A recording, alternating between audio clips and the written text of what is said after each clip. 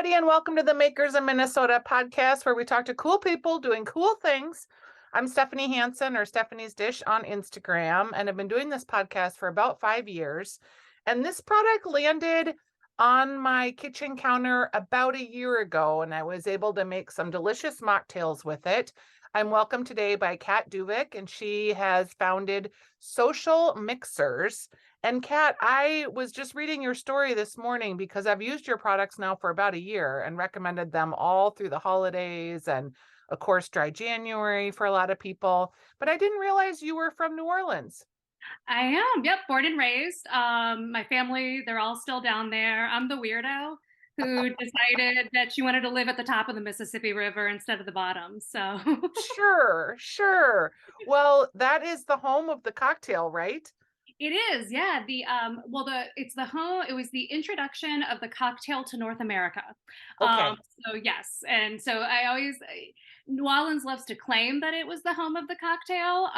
But there's some history that it was created a little bit before. So I wondered because I think they also claim to be the inventor of the French 75 cocktail. Hmm, they do, but I think that actually came out of a different bar. But they do have out of New York, maybe, but they do have the French 75 bar in New I've Orleans. been there.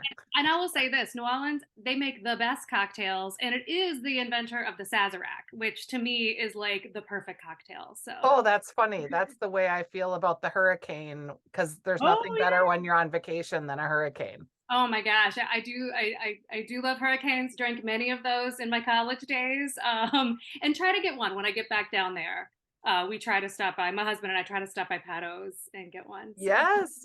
So let's just talk about how you decided to develop these cocktail syrups called the social mixers. sure. Well, it's funny. My original plan is I just wanted to work with plants. I love plants. I love putting plants in food. I especially love working with florals. And so my original concept is I was going to make floral syrup and like rose syrup and elderflower syrup and lavender syrup. And I was going to wholesale it to coffee shops and bars. That was Yep. my original idea for the business. And I started working on that. And then that was in 2019. And then 2020 happened. Sure. And it's like right when I had that business plan, I think pretty solid. And then everything, we had lockdown. And so I had to pivot. And that's when I decided to go ahead and just bottle it and sell it direct to consumer. So that was kind of the beginnings of Social Mixers. And we started with 3 flavors. Rose, which I always say rose is my baby because that was the first syrup. Ginger, lemongrass, and then hibiscus rosehip. And then since then, we've added 3 more flavors. And what are the three that you've added? Lemon rosemary, which is actually becoming our most popular, elderflower thyme, and then lime coriander, which we just got word of a few weeks ago is a finalist for a National Good Food Foundation award. So Oh, really that's so excited about that. exciting. Yes. So what was it? Tell me about your background. Like, did you just come to plants naturally? Why did you think that this making these infusions or that you could make these syrups better than were already being made? Sure. Well, the plant thing, I don't know, it just sort of happened. I like working with plants, and I kind of dove into herbalism, kind of dove into that head first, wound up doing an apprenticeship with an herbalist. And after that, it was like I knew I wanted to make something, and I wasn't sure, was it going to be body care? Was it going to be like herbal medicine? So I like to call these the medicine of joy because Yes, for sure. there are medicinal benefits to the botanicals, but really it's about fun and it's about connection. And that's really what I honed in on, this idea of making this delicious drink that can bring people together. When I was working on the idea of wholesaling it to coffee shops, it was like, oh, we'll create these awesome flavors. People will be excited. They'll meet their friends, so just kind of an avenue for connection and joy. That You was, seemed you seemed right on the precipice too, because during the pandemic, people were dying to have cocktails that yeah. they could make, and they didn't have ingredients and they didn't know how to make them. So your company, another company, Mixley, you guys kind of all Muddle and Mint sort of came on the scene in that same year of like helping people make cocktails. And was that a surprise? because you were thinking more like coffee syrup, social. It's funny. It was coffee originally, and then it kind of with the pandemic, it kind of spurred into cocktails. And it is funny. There's and Sweet Haven tonics too is another one. They Yep. all came out of we all kind of came. We're like pandemic business babies. Yep. We all came around the same time, and it's not surprising because so many people were at home, as you said. They wanted access to that really good cocktail. And so they were making them themselves. And that's what my husband and I were doing. I mean, we were joking around when we were doing content for the website, especially because we were working from home at the time. So that we didn't have a commute. We didn't even really have to spend a lot of time getting ready in the morning. We were experimenting with a lot of cocktails to where we Right. were like, we have to stop. This is starting to get out of hand. So that's when we were like, let's make more mocktails. Let's do mocktails on weekdays and then we'll do cocktails on the weekends. Yep. So it does not surprise me at all that these businesses came out. I'm actually really good friends with Hallie from Muddle and Mint. She's awesome. And I think her product too, how she does the mixers, but also the canned mocktail that you can add spirits to. I mean, I think the timing was right for it. Yeah. And you're all, like you've mentioned a handful, and I've interviewed all of you. And you're all very different though, too. Like some are more juice forward, others are more bitters based, yours are more on the syrup side. It's very interesting that all of these products came about during that same time frame, but you're all pretty different. And I enjoy many of the products in equal measure. You know what I mean? Like sometimes you want more of a syrup, other times you're looking more for a more juice forward situation. Like it's very interesting how all of these products have found and maintained their way on my home bar. I love it. I love that. And I think that kind of speaks to Minnesota, kind of speaks to the area. Like we have such a great food scene and such great access to these awesome ingredients. And we're all, I guess, in a way, we're just exposed through to different things, Yeah. for lack of a better way to say it. That, yeah, I actually, that's something I always say is really cool when people ask me about the other mixer companies is that we are all so unique. Yep. And I think that's awesome. So let's talk about how hard is it to you make this product, and like do you make it in a co-packing kitchen, or kind of walk me through how you make your flavored Sure syrups? thing. I mean, I think one thing that's kind of special about our product is that it does come from the whole ingredients. That's sort of my love of the plants. I love like I take a lemon, zest the lemon, get the lemon juice. I try to use as much of the plant as possible, and I think there's a vibrancy, a flavor with that. So kind of an old school way of doing it. But I make it at the Good Acre, which is a shared kitchen. A lot of great businesses are in there, have gone through there. It's just a great community space. So I make it there. They've got a 20-gallon kettle, and so I started with a pot, and then got a bigger pot, and then have moved my way into the kettle. And it's really that simple. I take these wonderful plants and I take sugar. I use organic cane sugar, and I use all organic non-GMO plants for this, and make magic.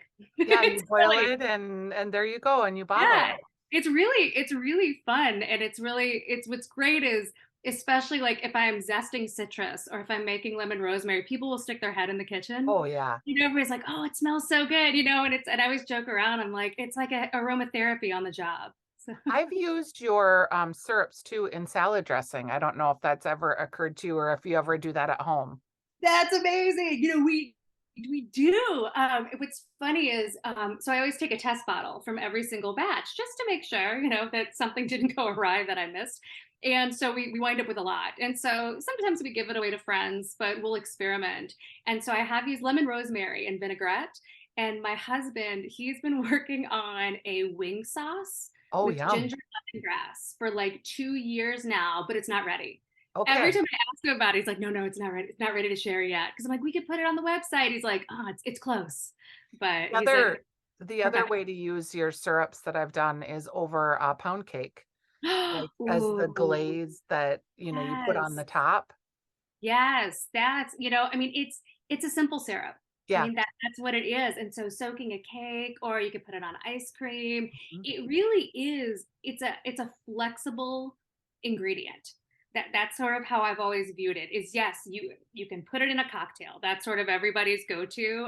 When I sell them at the market, we talk about all the different cocktails, that you can make with it, but it also does have such a variety of uses, that yeah, that I love that. I love it when people tell me about using it in baking. I think dry January too, really sober-tober, dry January, whatever you wanna call your a lot of us were, drinking too much during the pandemic, I think, just because we had nothing else to do or nothing to get up for in the morning, and it was just kind of a really stressful time for a lot of people, and then many of us embraced the idea of the mocktail when we were like, "Huh, this probably isn't feeling so healthy."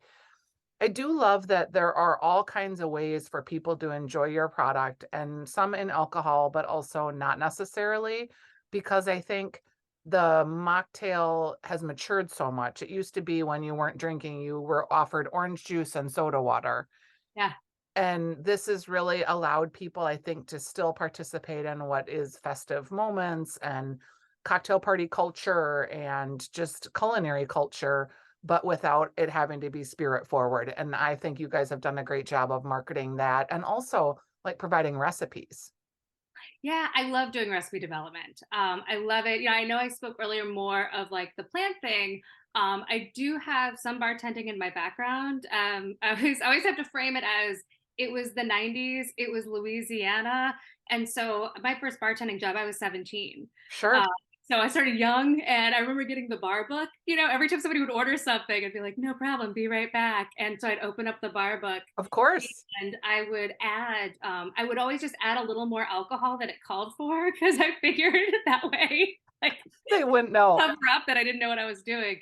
I've gotten much better at making a balanced drink these days, That's but hilarious. oh my gosh, when I think of some of those, I've got some stories from those days that are probably not appropriate for the podcast, but I can tell you offline. But I love doing recipe development, and I love doing mocktails. That was something, as I mentioned, we were like, my husband and I were like, okay, we can't do cocktail recipe development Yep. every day. This is bad. Let's start doing mocktails. And I actually recently had a thing where I couldn't drink for a while. And then especially too, I got COVID earlier last year, and so couldn't drink for that. And so mocktails have actually sort of become more of a way of life for me. I probably drink non-alcoholic now more than And I alcohol. think too, because there's now spirits too, that the actual alcohol is taken out of the spirit.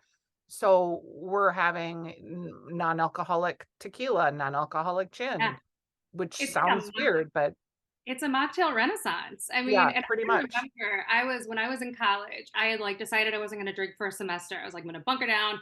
I'm going to like get through it. And when I'd go out, it was lime and soda. Yep, Right, walking around with lime and soda water, and especially in Louisiana, right outside New Orleans in those days, you'd get an eyebrow up for it too. Like sure. what? And so I feel like it's destigmatizing Yes, for sure. non-alcoholic. It's no longer about pregnancy and sobriety. People have Yep. so many reasons why they don't drink.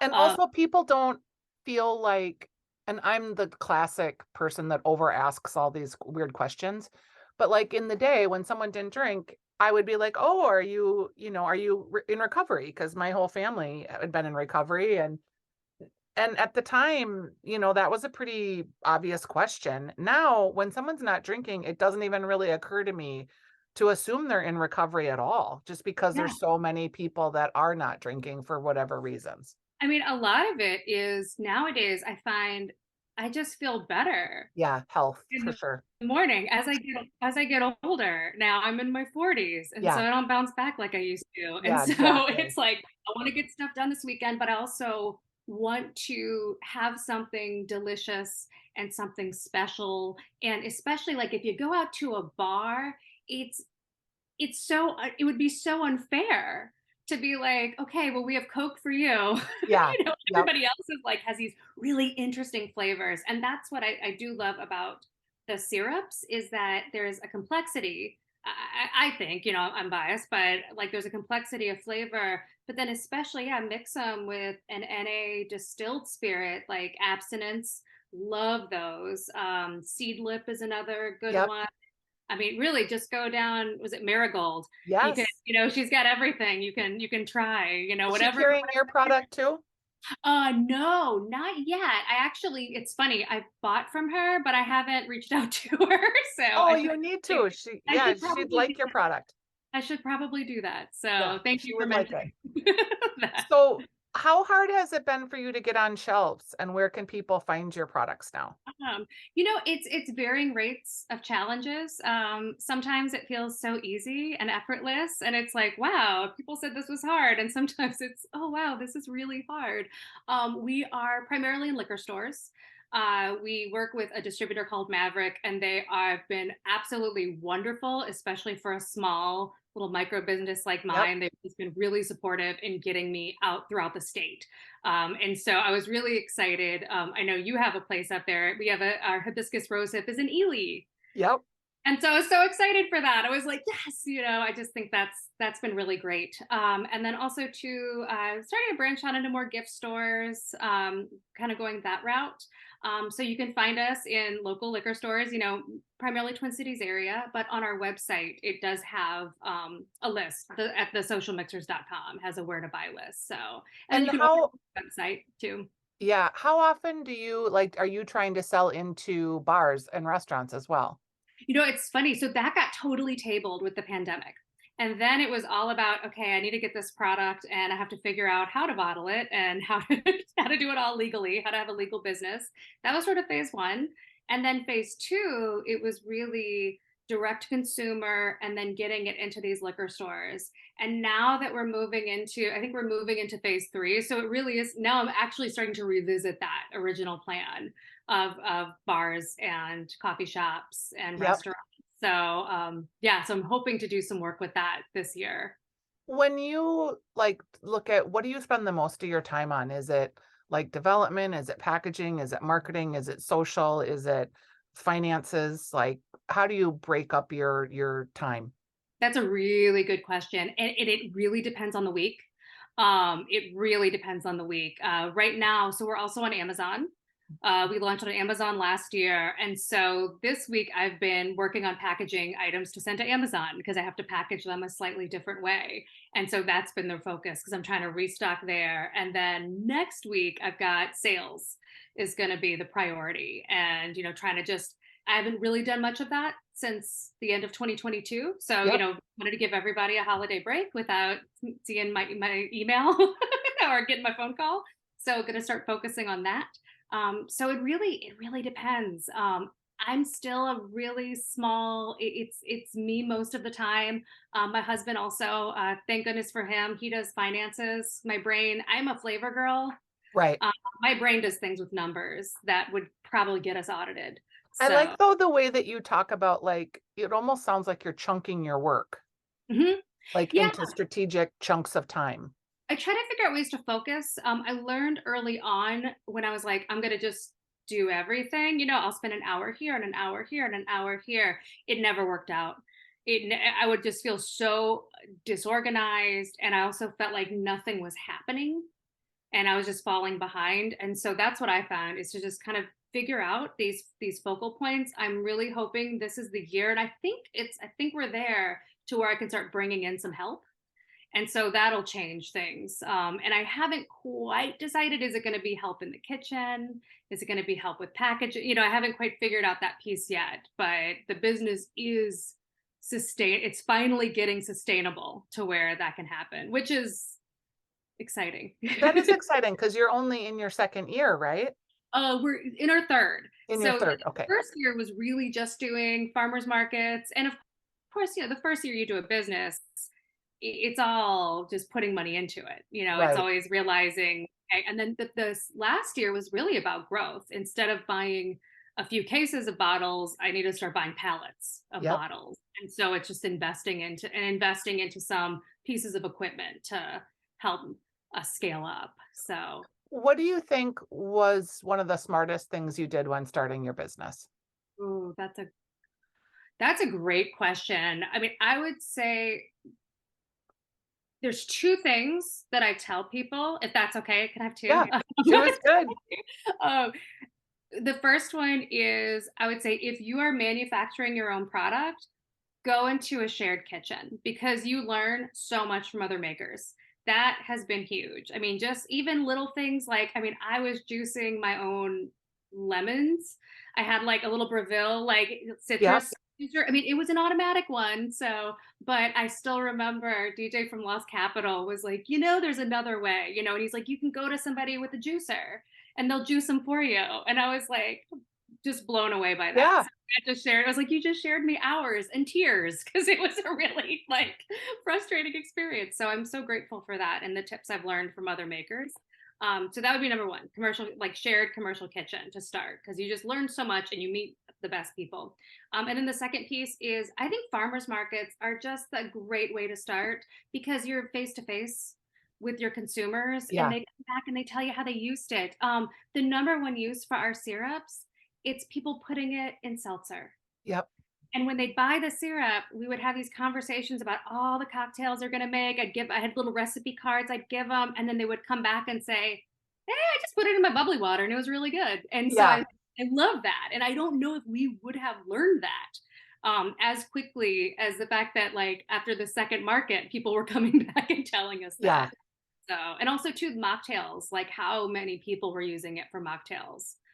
We learned that from the markets and just what flavors people like and what flavors they might feel differently about. So it's been, yeah, I love doing markets. Do you have any flavor that you tried that just doesn't work?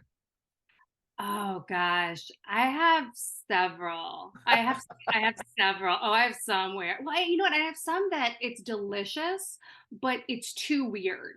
Yep. Like it wouldn't sell. Like I have one and it was like a pink peppercorn Shoshana berry. And I was like, it's so good. And I think it will have a time and a place because I feel like Shoshana is a berry that's it's more medicinal, but I think it's gonna cross over at some Yep. point. But I remember I was like, this is so good. No one will buy this. I was like, they're Yep. gonna see it and be like, ooh. And I mean, a prime example is my lime coriander. I think it's delicious. I mean, it's so good. And yet I'll see people will see coriander and they'll kind of be like, ugh. And so that's when I always have to sample at the markets. Like, no, really, try it. It's so good. And yet that's the one that got you nominated for this award. I know that cracked me up when I saw that. And when I got the email, I was like, really? And then I was like, I knew it. I knew it was good. Yeah. And sometimes the weirder things just take a little while to catch on, but they can be the point of differentiation. We're ahead of the curve. So that's how I see it. And I've got some actually I'm still working on. I have some that just trying to get that balance of flavors. Like I have some that I'm not giving up on them. So Yeah. there's been a Um, lot of there's our kitchen will get very sticky at home when I'm in like development mode. So that's funny. Yeah. When you think about like how do you listen to podcasts? Are there other business articles that inspire you, business books? oh, sure. Well, so I'm glad you asked that question because when I started the business, I was looking for entrepreneurial podcasts. And I was like, I think I just put it in like my Apple podcast app, like entrepreneurial. And that's how I learned about your podcast, Oh, great. Makers in Minnesota. And I Yeah. found it so helpful. And I went through and I literally listened to every single CPG like maker. And then I went back and listened to the rest of them, because it's Sure. just hear what everybody's doing. But I found this to be really great, especially for Minnesota, Yeah. right? Because it's like, oh, just learning about different vendors that people work with and hearing different market names. And that was fantastic. And what's funny is some of your earlier guests are people that I've gotten to know in the food space and are now friends. And it's so funny because I'm like, oh, I remember listening to your podcast. And I was like, oh, Yeah. she's so cool. Like, and now they're So like, funny. that's been a great one. How I Built This, Yeah. Guy Raz. I just think, I mean, it's such a classic. And it's like, that's one I think is so, it's inspiring because what I like about that one is they always talk about the awful things that happen to. So it's like if I'm having a bad week, I can go back and listen to like the Tate's Bake Shop one where like she lost yet everything taken from her and then like rebuilt this like national brand of delicious Yep. cookies. And so I love that one. That's those yeah, those are my two that are always on my like new episode, follow, download. Are there one or two products that have come across your path in the last 6 months to a year that you're just like, "Wow, this is so amazing," from a maker? Oh, I mean, I would say the 2 I've got several that are in my regular, like, just sort of like my routine, and one is I love well-rooted teas. Yes, me too. I love Rachel's tea. I just think and she and I are now kitchen mates, like, we'll Yep. often be in the kitchen at the same time, and so seeing her process too, it's just so amazing what she does. And I think those teas, I love those. I have a joke. I keep meaning to shoot a video of it. Like I have a cabinet. It's like every tea she has. Yeah, Send that to her for Instagram because it's so funny. I open it up and I'm like, I have a well-rooted teas problem. It's a good one to you're have. not alone. Yeah, they're so good. I love that. I love Isadore nuts. Yep. I just love. Oh, they're so tasty. And in fact, what's funny is she has a lemon rosemary, Yes. and I have a lemon rosemary syrup, and so they're so. It's such a good combination. It's so good. Yes. And I saw in your cookbook you have a lemon rosemary lamb. Yes. Yep. I was like, okay, I'm gonna do one of these days. I'm gonna do a lemon rosemary like multi-course with Oh, like that would be one, good. Yeah, with make a lamb, salad and make a drink. Actually, I have this one right here. That's yep. Yum. Sounds delicious. Well, Kat, it's been super fun to talk with you about social mixers, syrups, and I've just enjoyed meeting you and hope our paths will cross again soon. oh, same. Thank you so much. This was Yeah, great. thanks for being a guest on the Makers of Minnesota. Thank you. All right, we'll talk soon. Bye. Sounds good.